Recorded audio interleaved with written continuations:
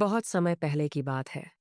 पहाड़ों और खेतों से घिरे एक छोटे से गांव में माधव नाम का एक गरीब आदमी रहता था। उसका जीवन दुखों से भरा था। न अपना खेत, न कोई पशु, न कमाने का साधन। वह कभी जंगल से सूखी लकड़ियां बीनता, कभी लोगों के टूटे बर्तन ठीक करता, तो कभी दो रोटी के लिए गांव में इधर उधर छोटा मोटा काम मांगता। लेकिन किस्मत ने जैसे उससे मुंह मोड़ लिया था।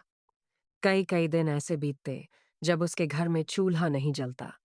उसकी झोपड़ी की छत टपकती थी, कपड़े फटे हुए थे और पेट में भूख की आग हमेशा सुलगती रहती थी।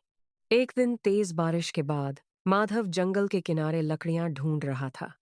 तभी उसने कीचड़ से भरे एक गड्ढे के पास किसी पक्षी की दर्द भरी आवाज सुनी। वह पास गया तो देखा कि एक सुनहरे पंखों वाला सुंदर सारस शिकारी के जाल में बुरी तरह फंसा हुआ था। उसके पंखों पर मिट्टी लगी थी और आंखों में डर साफ दिखाई दे रहा था। माधव के पास खुद खाने को कुछ नहीं था, फिर भी उसका दिल पिघल गया। उसने सावधानी से जाल काटा, पक्षी को बाहर निकाला और अपनी फटी धोती का एक टुकड़ा फाड़कर उसके घायल पंख पर बांध दिया। सारस ने उसकी ओर देखा। उसकी आंखों में जैसे इंसानों जैसी समझ थी। माधव बोला, जा रे पंछी, उड़ जा। मेरे पास तुझे रखने का साधन नहीं, पर तुझे मरते हुए नहीं देख सकता। सारस कुछ क्षण उसे देखता रहा, फिर धीरे धीरे उड़ गया। माधव ने सोचा, चलो, आज कम से कम एक प्राणी की जान तो बच गई। उस रात माधव भूखा ही सो गया। लेकिन आधी रात को अचानक उसकी झोपड़ी में हल्की सी रोशनी फैल गई।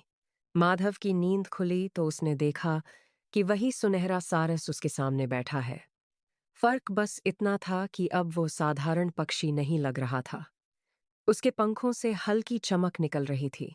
माधव डर गया। वह कांपते हुए बोला, कौन कौन हो तुम? सारस ने शांत स्वर में कहा, डरो मत माधव। मैं वही पक्षी हूं जिसकी जान तुमने बचाई थी। दुनिया मुझे स्वर्ण पंख के नाम से जानती है। मैं तुम्हारे उपकार का बदला चुकाने आया हूं। माधव हैरान रह गया। उसने जीवन में पहली बार किसी पक्षी को बोलते सुना था। सारस बोला, मैं तुम्हें धन दूंगा, पर एक शर्त है। माधव ने घबराकर पूछा, कैसी शर्त? स्वर्ण पंख ने कहा, हर सुबह मैं तुम्हारे लिए एक सुनहरा पंख छोड़ जाऊंगा। तुम उसे बेचकर अपना जीवन सुधार लेना, लेकिन याद रखना, लालच मत करना और कभी मेरा अनादर मत करना। जिस दिन तुम उपकार भूल जाओगे, उसी दिन सब कुछ खत्म हो जाएगा। माधव ने तुरंत सिर झुका दिया। मैं वचन देता हूं। अगली सुबह सचमुच उसकी चटाई पर एक चमकता हुआ सोने जैसा पंख पड़ा था। माधव उसे बाजार ले गया। सुनार ने अच्छी कीमत देकर वह पंख खरीद लिया। इतने पैसों से माधव ने पहले अनाज खरीदा, फिर नए कपड़े, फिर अपनी झोपड़ी की छत ठीक करवाई। दिन गुजरते गए। हर सुबह स्वर्ण पंख एक सुनहरा पंख छोड़ जाता और माधव की जिंदगी बदलने लगी। अब गांव वाले जो पहले उसे तुच्छ समझते थे, वही उसे सम्मान देने लगे। कुछ ही महीनों में माधव ने एक बड़ा घर बनवा लिया। उसके पास नौकर चाकर भी आ गए। गांव में लोग उसे माधव सेठ कहने लगे। इसी बीच पड़ोसी गांव के जमींदार की बेटी सुरंजना ने भी माधव की दौलत के बारे में सुना। वह सुंदर तो थी, पर बहुत महत्वाकांक्षी भी। उसका विवाह माधव से हो गया। शुरू शुरू में सब ठीक रहा, लेकिन कुछ समय बाद सुरंजना ने पूछा, इतना धन आता कहाँ से है? कोई खजाना मिला है क्या? माधव ने पहले टालने की कोशिश की, पर एक रात उसने पत्नी को सब सच बता दिया। सुनहरे सारस की कहानी, उसका उपकार और रोज मिलने वाला सोने का पंख। सुरंजना की आंखों में लालच चमक उठा। वह बोली, मूर्ख मत बनो। अगर वह रोज एक पंख देता है, तो उसके शरीर पर कितने पंख होंगे? एक। एक पंख का इंतजार क्यों? उसे पकड़ो और सारे पंख एक साथ नोच लो। हम एक ही दिन में अपार धनवान बन जाएंगे। माधव सन्न रह गया। उसने कहा, नहीं, उसने मेरी जान बदली है। मैं ऐसा विश्वासघात नहीं कर सकता।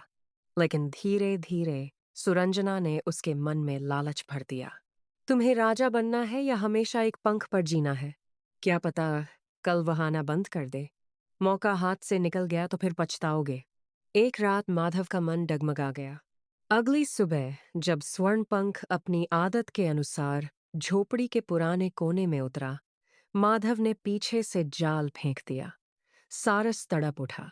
उसने दुख भरी आंखों से माधव की ओर देखा और बोला, तो आखिर तुमने भी लालच चुन लिया। माधव कांप गया, पर लालच अब उसके सिर पर सवार था। वह आगे बढ़ा और उसने सारस के चमकते पंख नोचने शुरू कर दिए। लेकिन जैसे ही पंख जमीन पर गिरे, वे सोने के नहीं रहे।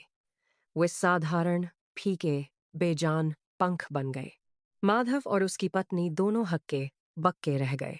स्वर्णपंख दर्द से कराहते हुए बोला, धन उपकार का फल था, अधिकार का नहीं। तुमने कृतज्ञता छोड़कर लालच को चुना है। अब जो कुछ तुम्हें मिला था, वह सब तुम्हारे हाथ से चला जाएगा। इतना कहकर सारस ने अपने घायल शरीर को समेटा। अचानक तेज प्रकाश फैला और वह उनकी आंखों के सामने से गायब हो गया। उसी दिन से माधव की किस्मत फिर पलट गई। उसके घर में आग लग गई, अनाज के भंडार सड़ गए, नौकर एक एक करके चले गए, व्यापार में घाटा हुआ, सोने चांदी के बर्तन बिक गए और कुछ ही महीनों में वह फिर से उसी टूटी झोंपड़ी में लौट आया जहां से उसकी कहानी शुरू हुई थी। अब उसके पास न धन था, न सम्मान, न सुकून। एक शाम वह अकेला बैठा रो रहा था। उसे बार बार वही आवाज सुनाई देती, लालच मत करना, उपकार मत भूलना।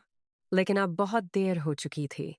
कहते हैं, उसके बाद माधव ने जीवन के आखिरी दिन तक किसी से नजरें मिलाकर बात नहीं की। उसे सबसे ज्यादा दर्द गरीबी का नहीं, बल्कि अपने विश्वासघात का था। और गांव के बूढ़े आज भी बच्चों को यह कहानी सुनाकर कहते हैं, जिस हाथ ने तुम्हें उठाया हो, उसे कभी मत काटो। क्योंकि उपकार भूलने वाला इंसान पहले दिल से गिरता है, फिर भाग्य से,